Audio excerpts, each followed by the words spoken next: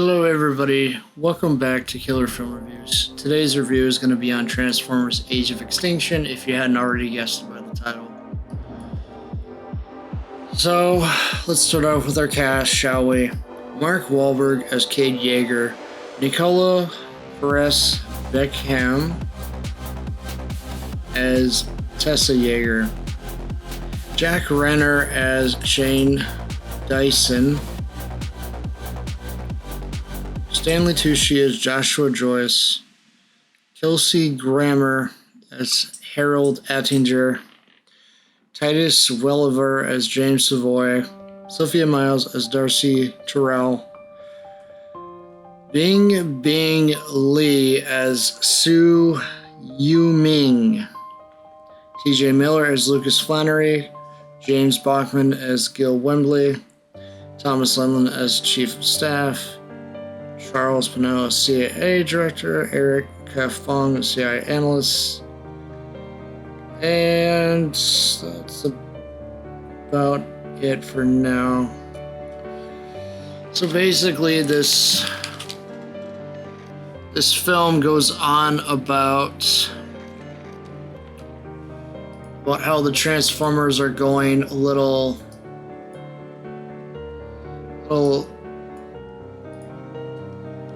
out of date, to say the least.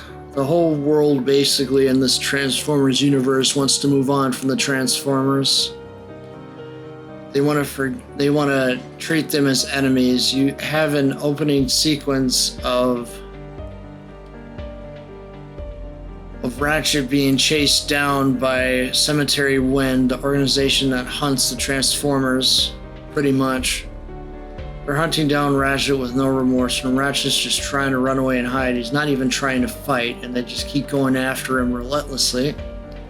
Then you get an introduction of Lockdown, one of my favorite characters in the Transformers universe, which I thought met kind of a interesting end. We'll be more on that later.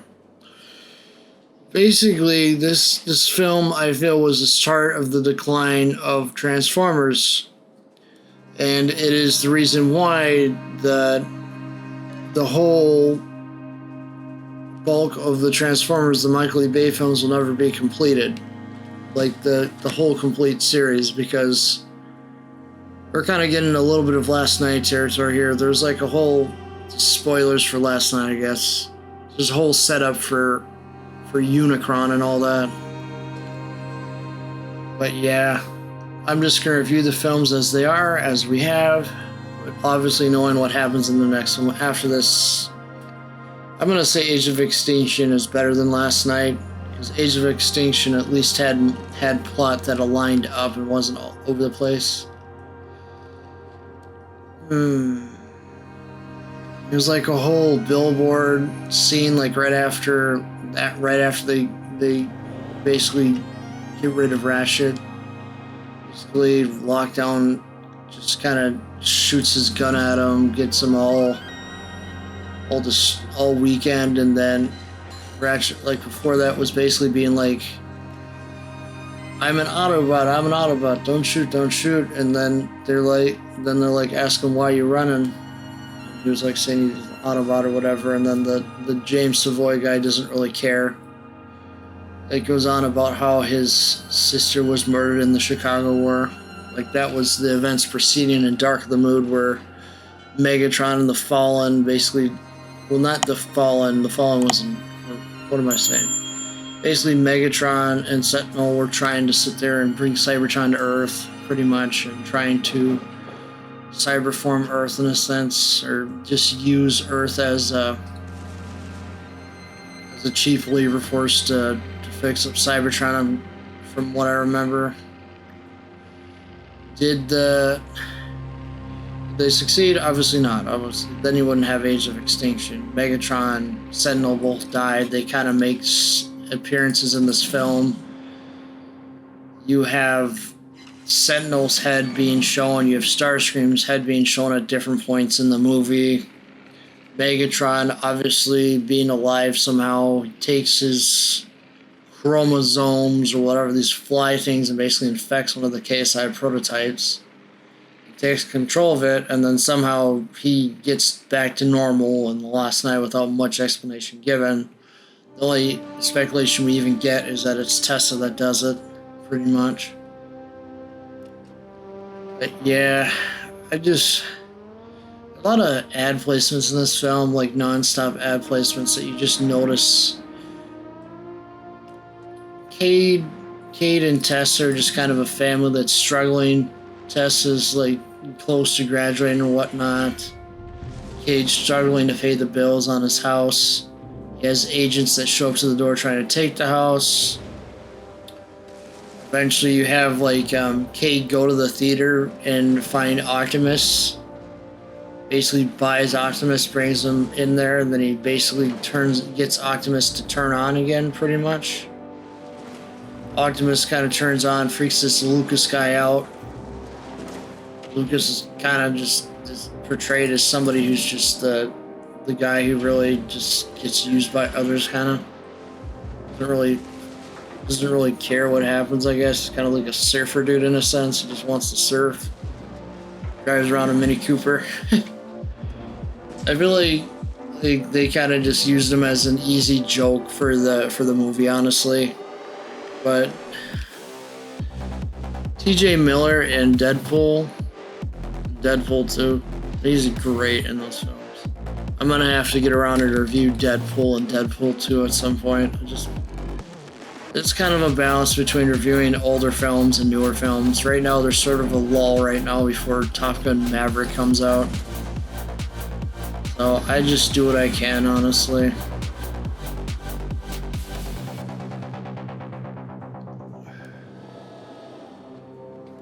Everything All at Once film I haven't forgotten about. I'm just gonna see it when I can, I guess. It's just been one of those weeks for me. But, you know, what I think about this film is that I've watched it so many times that even I fell kind of asleep through it myself. Like, I don't even want to give this more than like a 6 out of 10 just because of how it kind of went down, you know. Like, it's one of those films where you'll like maybe watch it once or twice. There's not really much there, you know. I mean, it just feels like it was a rushed effort. Like, Michael E. Bay didn't have enthusiasm in it as he did in the earlier films. Like, you kind of see Michael E. Bay's kind of influence. You can kind of see his boredom with it because it doesn't really let Optimus smash up the KSI facility when they eventually get there. I was just like, what the heck? Why not smash up the place? You're pissed that they took apart your Conrads, and it's just like, no, we're not going to do that today, and then they just disappear. I'm going to guess I guess they didn't want to sit there and pay the CGI department more to see them smash up everything. So honestly, that would have been cool. But yeah, it's kind of like with the Hulk. They don't have Hulk smash anything anymore. That's like the whole point of Hulk's character. You're supposed to smash stuff. Now, granted, there is some fighting scenes between Optimus and Lockdown and Optimus and Galvatron in the film, but it doesn't feel like we're having those gigantic fight scenes like we did in the earlier films. It just kind of seems like here's another movie, we gotta do it because they bugged us to come back and do another one. That's kind of the feeling of this one, and really much the feeling of the last night. I mean, geez. I just feel that they rushed production on this film, that it's not as bad as the last night, but I feel like they kind of rushed the production a little bit on it.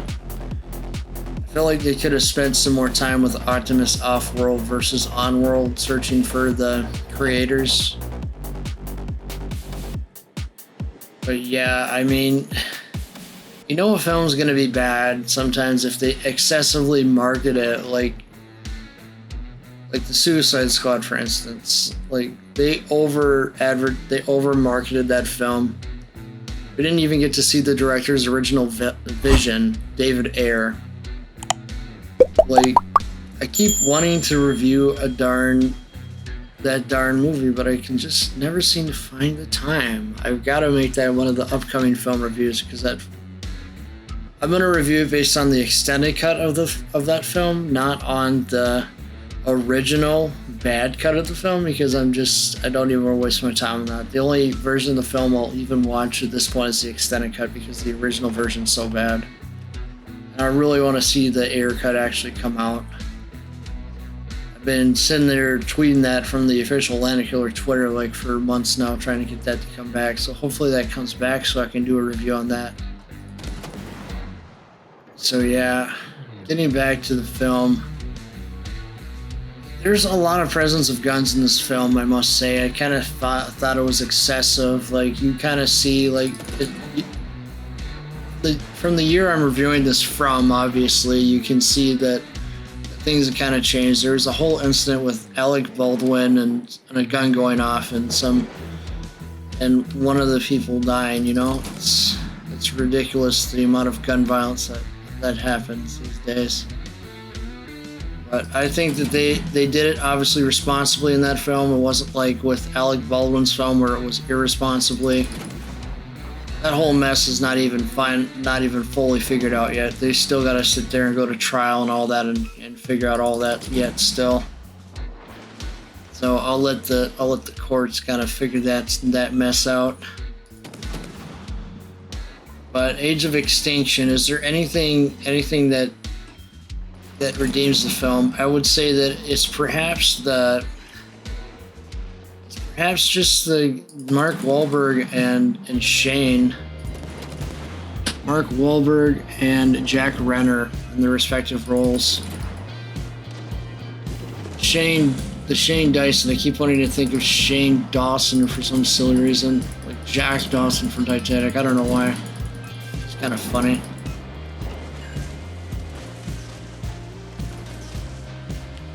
I'm gonna have to just sit there and organize these playlists a little more in the future, I think, on the channel. Because even I'm starting to lose track of what I've reviewed and what I haven't reviewed. I'm just gonna have to create a master list and go off the master list whenever I do a film review. And I'm sure there's probably folks being like, where's the Spider-Man 3 review already? I just want to say to that, I know, okay? I know that you guys probably want me to review that one eventually, and I will. The reason why I went for Transformers is just because that's what I'd started watching it earlier in the week. So back to the film, what is there anything that redeems it? I would say yes. I would say that some of the fight scenes between Optimus and Galvatron, having the Dinobots in there, that was a really good inclusion on their part. Really added some fresh energy into the franchise, and you can't. And that was an epic scene where Optimus is just riding into battle on Grimlock. And just sitting there and not taking names. Hound, Drifter just trying to take out enemies, and Hound's just really going down to the ladder, and he's like saying, I'm almost out of ammo, Cade. And Cade's just sitting there firing his gun, and I was just like, wow, this isn't too bad. This isn't pretty scene. But I must say, like, the James Savoy character, I was really unimpressed with the voice lines. The way that actor delivered them. Titus Welliver, yeah, I just kind of felt like he wasn't really into the role, to say the least. I don't know if it was that's just the way he acts or whatnot, but yeah, I kind of really thought that maybe they should have booked Nicolas Cage for that one. Probably would have done a little better job, a way better job delivering those lines, honestly. I mean, I think this is around the time where Nicolas Cage was basically taking any role that he could. He could have even done a better job, but yeah, Nicolas Cage is a legend. That guy, nobody's going to surpass him. He's always good in whatever role he's in. He does it as all Novu Shamanic. As is his way of acting. He was all into a role. I'm hearing talk that there's going to be a National Treasure 3. I'm not sure if that's gonna actually happen or whatnot, but I'd be interested to see it happen. Thinking about the whole film as a whole, I still think it's like a 6 out of 10, really. Is there anything really that they could have done better? Just maybe less product placements, maybe a little bit more. exposition on what's actually going on. That probably wouldn't have been a bad angle to go about it. Is there much that you can do to improve a film when the director's not really into it, or Michael Bay's not into it? Not really. Overall, I thought that the cast did an amazing job in this film. I just feel like it's not one of those films which you're going to come back to and watch over and over again. It's going to be one of those ones you're going to watch once or twice and you're going to be done.